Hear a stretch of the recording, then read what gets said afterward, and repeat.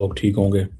दोस्तों, भारत की जो डिफेंस एक्विजिशन काउंसिल है उसने 28 अरब डॉलर के 114 राफेल फाइटर जेट्स की क्लियरेंस दे दी है।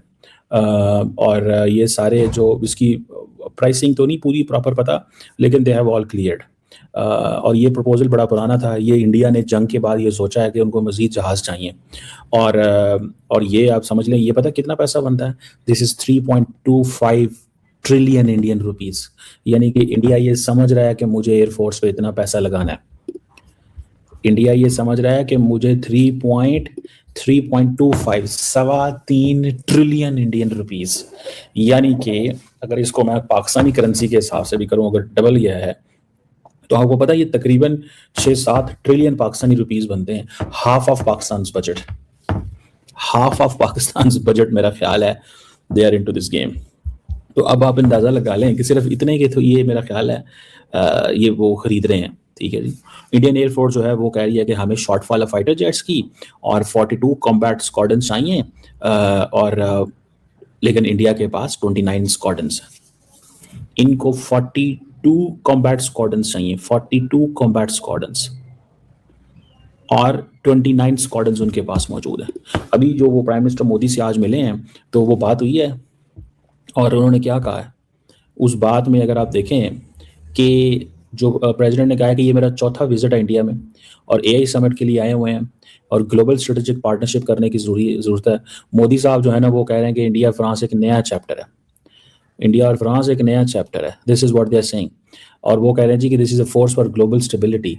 It basically Germany and France are the two countries, those who have the capability और those who are being considered as nations.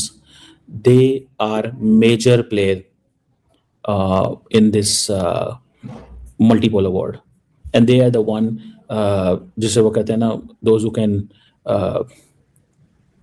take Europe together with them. And who will be Europe's next hegemon is the Germany. और ये इस चीज़ को भी समझिएगा। कल बल्कि German chancellor ने बड़ा ज़बरदस्त एक आर्टिकल भी लिखा है इस हवाले से फॉरेन अफेयर्स में। बहरहाल एक तो ये चीज़ है। दूसरा, इंडिया फ्रांस के बहुत करीब हो चुका हुआ है। फ्री ट्रेड एग्रीमेंट वो ऑलरेडी कर चुके हुए हैं। ठीक है जी। और 2026 वो कह रहा है, इंडिया मोदी साहब कह रहे हैं कि this is going to be the turning point for India EU ties.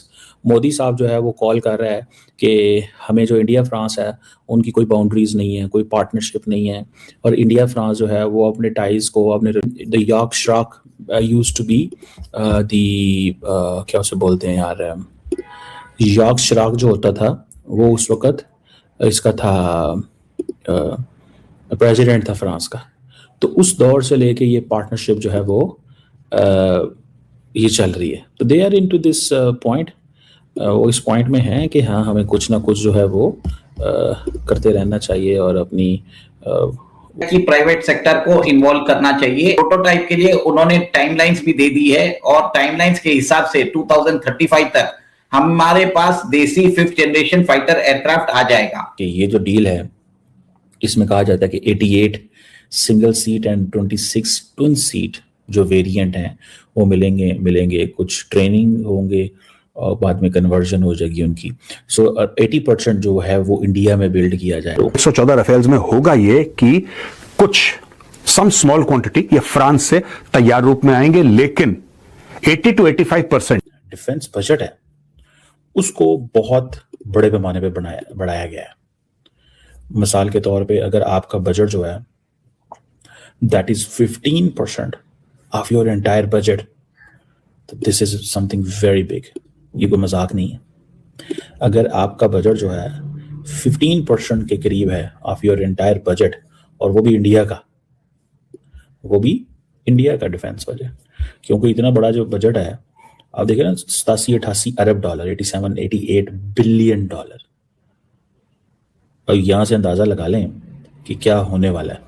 और डिफेंस एक्विजिशन काउंसिल ने एक बैठक में लगभग 3,70,000 करोड़ के स्ट्रेटेजिक डिफेंस प्रपोजल को एक्सेप्टेंस ऑफ नेसेसिटी दे दिया है। इसमें सबसे बड़ा प्रपोजल है 14 राफेल फाइटर जेट्स का। देखें तो जो ब्रॉडर कॉन्टेक्स्ट है इंडिया फ्रांस, इसको 2026 को India and France they are calling a year of innovation. Rafale के इंजन M88 है और एक कंपनी है जिसका नाम है सफरान।